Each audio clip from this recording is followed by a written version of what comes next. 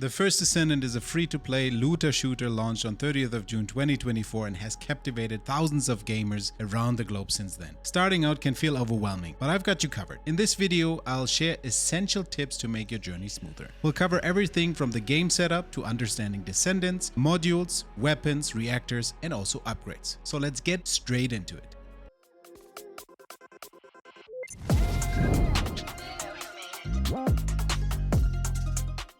Starting with the general game setup, the First Descendant is a purely PvE-focused third-person action RPG shooter developed by Nexon Games. Set in a sci-fi universe, the game combines elements of cooperative gameplay with stunning visuals powered by Unreal Engine 5. You assume the role of the Descendants, which are hero characters that are tasked with defending humanity against the mysterious invaders known as the Vulgus. The game features a variety of unique Descendants, each with distinct abilities allowing you to adapt the gameplay experience to your preferred playstyle and liking. Throughout the game, you will be tasked to play through the story in normal difficulty to explore different environments, tackle challenging missions, face various bosses, and successfully go through the so-called Void Intercepts, which are fights against a gigantic colossus. All missions can be repeated as they give rewards that you can farm, for example to unlock a Descendant or to further upgrade your weapons. Additionally, the missions will give you gold, Kuiper, XP or other loot. After finishing the story mission on normal, you will unlock the hard mode, which gives you the option to loot higher level items and gives you increased drop chances for items at the cost of much harder enemies to fight. This is the endgame of the First Descendant. Now I know this was a lot of information already, so let's take it step by step and go through the various aspects of the game and start with the Descendants. In total there are 19 Descendants, whereas 5 of the 19 are so-called Ultimate Descendants that are a copy of existing Descendants with a different look, higher stats, and increased amount of assigned module socket types that I will elaborate later on. All Descendants can either be bought in the in-game shop or unlocked by farming the material to research them. At the beginning of the game you have the choice to pick between Lepik, Viessa, and Ajax. All Descendants have one specialized attribute like ice, fire, electric, or poison for their attacks, but there are also some Descendants that have no attribute. These attributes or non-attributes are getting important in the game to take advantage of boss weaknesses or being able to destroy a void fragment for loot that you need to unlock certain items. Nevertheless, at the beginning you do not have to worry too much about making a wrong decision here, as you will be able to unlock all the other characters by farming the required items to research them, which will take time, or if you want to take a shortcut, your money by purchasing them in the in-game shop. Hence, read through the description and pick whatever sounds the most fun to you and go for it. Let's get into the progression part of the game. Leveling in the First Descendant is being done in several ways. First, you have an account-wide level which is called Mastery that positively affects beside others the Descendant's module capacity, weapon modules capacity, inventory, etc. Mastery can be leveled via completing zone missions the first time, increasing weapon proficiency by using a gun, or leveling up a Descendant for the first time before applying a module socket type. The maximum Mastery rank is currently level 30, and as I stated, it counts for all your characters in the account. The second aspect is leveling your Descendants. This is the classic character leveling through missions and farming enemies in the game like you know it from other RPG games. That will unlock abilities and enhance your character's strength. The Descendant level is capped at level 40 and can be reset by using crystallization catalysts in return of applying a module type to one of your Descendants module slots that will reduce the cost for this specific module to half. More on this later when we talk about upgrading. Modules are an important point in the First Descendant to make your character and weapons more powerful as they increase the stats or abilities. In total, each Descendant and weapon have 8 module slots free. However, that does not mean that you can always equip 8 modules, as each Descendant and weapon is capped by the module capacity, and each module is taking a certain amount of the capacity indicated by the number on the modules on top. Additionally, 2 slots are reserved for passive and skill modules that cannot be used by regular modules. The module capacity can be increased by leveling up your mastery or by using an energy activator on your Descendant or weapon, but this can only be done once per individual firearm or once per individual Descendant. Energy activators are given as rewards for some story quests and can be crafted at Aeneas, an NPC for researching almost any item except the base material that needs to be collected. Now you might ask yourself how I get to use all the slots. First, as I said, you need to increase the capacity with help of mastery level and the energy activators, and then you need to work on reducing the cost of the individual modules. This is where the module type is getting important. You can see the symbol next to the capacity cost of each module, which indicates the module type. If you pay close attention, you will also see symbols on the module slots of your weapon or Descendants, and if you match the two, the cost of the modules will be reduced by 50%. You can apply more module types to your module slot or change a module type that is already applied to a slot at max level of your character or your weapon proficiency by using a crystallization catalyst, but there is a catch to it. The level of your Descendant, or if applied to a firearm, the proficiency will be reduced to level 1 and you must level up again. Every module can be upgraded to increase the stats they provide. This can be done in Albion at the NPC called Cillian, shown here on the map.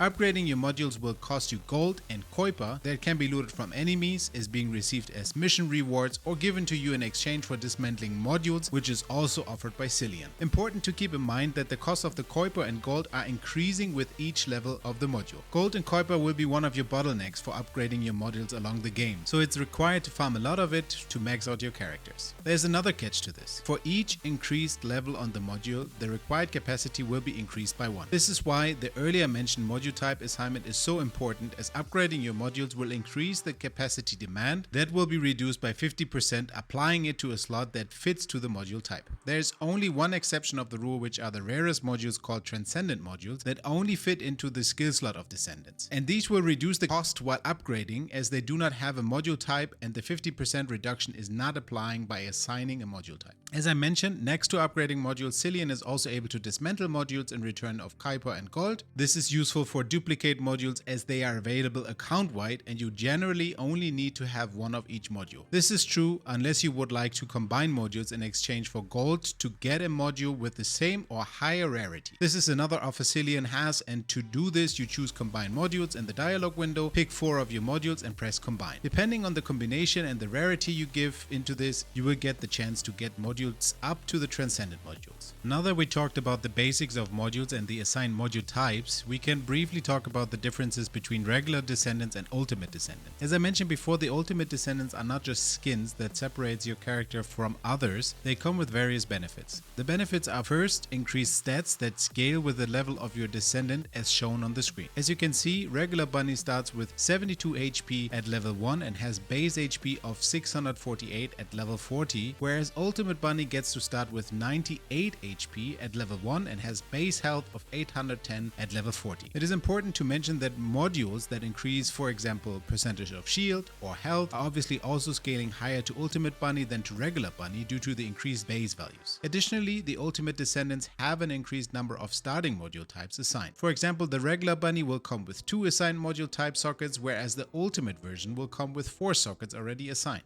The last differences between regular and the Ultimate skins are that there are certain Transcendent modules that are only and exclusively limited to Ultimate Descendants. After we took a detailed look at the Descendants and modules, let's have a look at the firearms. The guns in the First Descendants are categorized in 4 different ammo types: general rounds, impact rounds, special rounds, and high power rounds. All these categories include several gun types you can choose from. Gun modules are connected to those ammo types. Even though their effect is the same for every gun, they are bound to the ammo type and can only be applied to respective guns. Additionally, there are guns being dropped in the open world by defeating enemies, and so-called ultimate guns that can be researched by Aeneas. Ultimate guns are providing, next to their basic stats and modifiers, additionally a unique ability that provides further damage or other effects if being used. As well as with the Descendants and their modules, also guns can be upgraded in several ways. These are module upgrades, item level adjustment, weapon readjustment, and ultimate upgrades. The module upgrades are pretty much the same as they are for the Descendants, except the modules are focused on the guns and related to the ammo types. You choose your modules that fit to the ammo type and your playstyle and add them to the module slot until the module capacity is reached. You can again extend the module capacity by applying an energy activator to the gun, and after that you have to assign a socket type to a slot to reduce the module cost by 50% if you would like to bring in more modules. The item level adjustment is another way to improve the firearm, as this will increase the basic stats and damage output. Here it is important that the rolls, so the stat modifiers that are being added randomly to any gun, are remaining on the original item level. Hence it is recommended to either farm a gun with a higher level again if you really liked it, or to readjust the abilities of the gun with the help of the workbench. To do this, you choose the weapon readjustment option at the workbench in Albion, define how many of the 4 skills you would like to re-roll, and click readjustment. This will require you to provide one fine adjustment control axis that can be crafted at Aeneas in exchange for liquid metal or high precision exchange component. In case you decide to lock skills to stay and not to be readjusted, the amount of control axis will increase and it can cost up to 20 control axis per roll. So it can get quite expensive very quickly.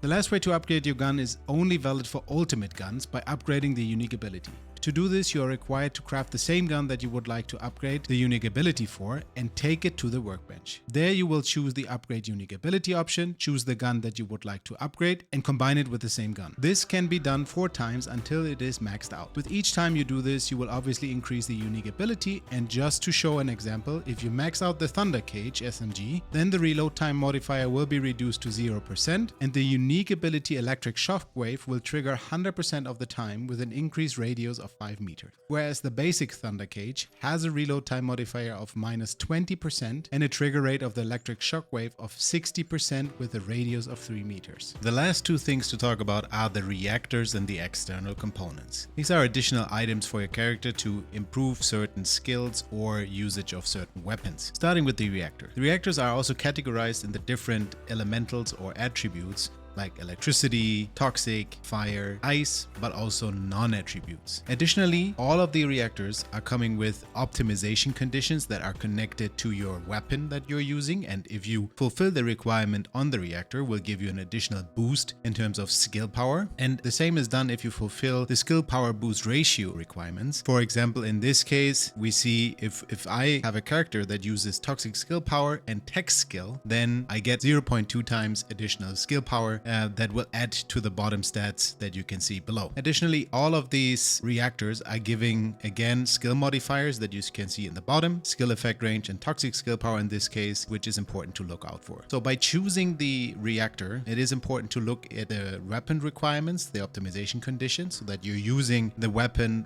that is also helping you to get additional skill power. And second, to take the right reactor that fits to your skill power, like toxic, electricity, etc. One more thing that is to be mentioned, some of the reactors like this one here are having so-called fusion or singular skill power boosts. And to find out where you see what skills are being improved or what power you are using, what you are doing is you go to your Descendants page and have a look at each of the skill, and then you see on the left side, this skill is electric and fusion, this skill is electric and singular, this skill is electric and singular, etc., etc. And there you can make out what is the best choice for you in terms of reactor. Next thing to talk about is the reactors can also be improved. Similar to the weapon adjustments, you can use the workbench for this, and then you choose the option reactor enhancement, choose the reactor that you would like to take, and by investing precise ions accelerator, or if you are on a lower rarity, then you will use solenoids, and then you can upgrade the reactor twice and the skill power will be increased to a good bit of amount that helps you additionally to gain more power with your character. And the last thing to talk about are the external components. These are in total 4 different, which is an auxiliary power, which is a sensor, is a memory, and then last but not least a processor. All these components are coming with different stats and also stat modifiers that you see in the bottom that will help you to improve, for example, your HP, your shield, your defense, but also can give you additional modifiers like resistancy or gold drop rate increase modifier. Almost everything can be increased with these external components, and it is important to have a look what are these additional stat modifiers in order to get the most out of your characters. It is to be mentioned that the external components cannot be modified, so there is no workbench adjustment or anything possible. Also, they do not fit any modules. So with this being said, you collect the right external components that give you the right stat modifiers, and then you're good to go. One last hint I would like to give that will make your search for items a lot easier is make use of the access info, which is the database of almost all items in game, where you can look what items do you need, and you can also see where these items are being dropped. So making an example, if you would like to go for a Descendant, you would choose the Descendant that you're looking for example Kyle. Then you would see all the items that you need to research Kyle. And you could also go into details for the submaterial that you need to create those items. For example, here the Kyle stabilizer, you would press F as acquisition info and you see all the spots where you find it. For this, you need to find an amorphous material pattern 76. You can see this can be looted in Vespers, Heart, in the Sepulture mission. There you would find the item that you desire. This way you can easily find all your things that you need. Same thing works for an energy activators, for example. You could just search for it, then you could see where the items are dropping. That's it for today's video. Thank you so much for watching. If you liked this video, please do not forget to like and subscribe to the channel. That goes a long way. I will put up more videos like this to explain the different things in the First Descendant. And until then, stay safe and I see you in the next one.